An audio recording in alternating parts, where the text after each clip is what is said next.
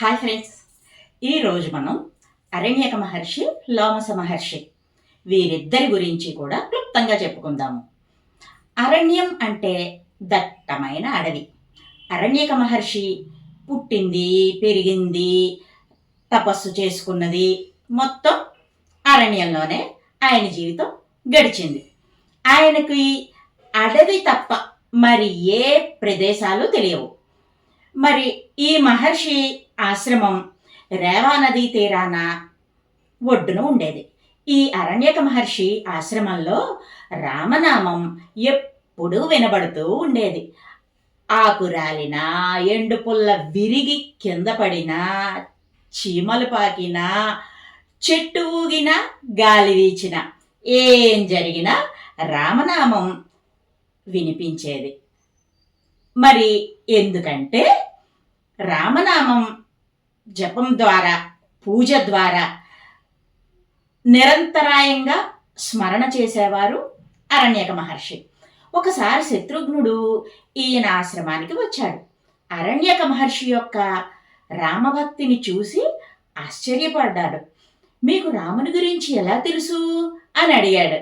దానికి అరణ్యక మహర్షి, నాకు యాక్చువల్గా ఈ అరణ్యం తప్ప వేరే ప్రాంతాలు ఏవి తెలియవు, కానీ నాకు చిన్నప్పటి నుండి కూడా జ్ఞానం, మోక్షం పొందాలి అని కోరిక ఉంది.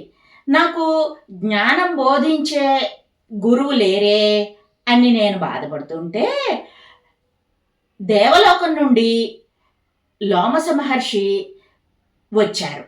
వచ్చి నాకు కనిపించారు, నన్ను అనుగ్రహించారు. ముక్తి మార్గం, మోక్షదాయక రామ నామ మహామంత్రాన్ని నాకు ఆ స్వామి ఉపదేశించారు. నాకు రామకథను ఇలా చెప్పారు. త్రేతాయుగంలో సూర్యకులంలో విష్ణుమూర్తి 4 రకాల ఆకృతులతో పుట్టాడు. తమ్ముడు లక్ష్మణునితో కలిసి కౌశికిని యజ్ఞరక్షణ చేశాడు.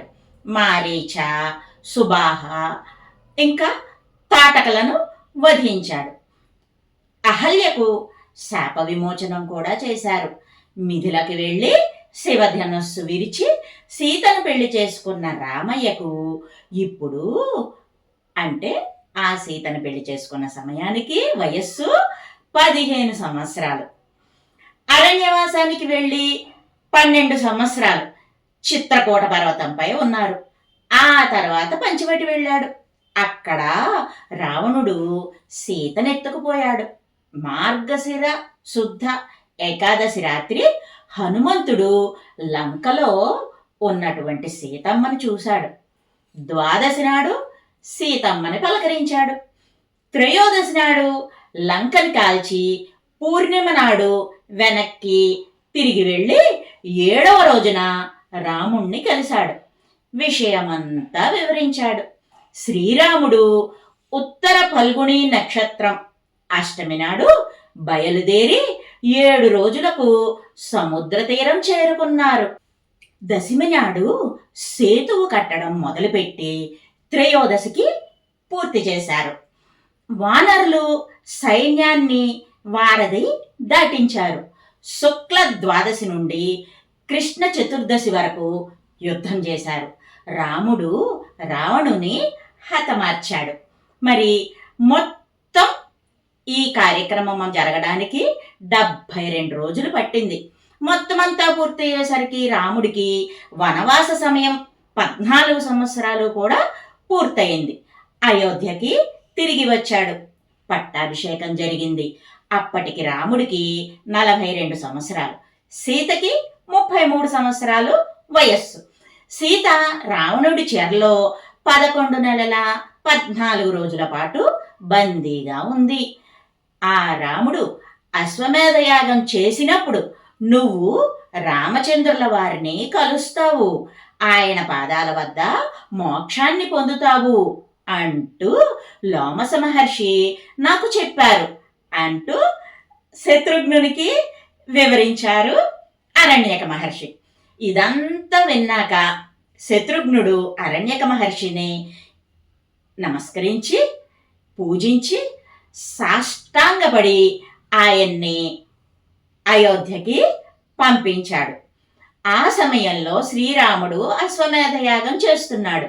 సరయూ నది ఒడ్డున యజ్ఞదీక్షలో ఉన్న రాముణ్ణి చూసి ఆనందంతో భక్తితో మైమరిచిపోయాడు అరణ్యక మహర్షి. శ్రీరాముడు అరణ్యక మహర్షికి ఎదురు వెళ్ళి చేయి పట్టి తీసుకువచ్చి కూర్చోబెట్టారు. అరణ్యక మహర్షి శ్రీరాముని పాదాలపై పడి నమస్కారం చేశాడు.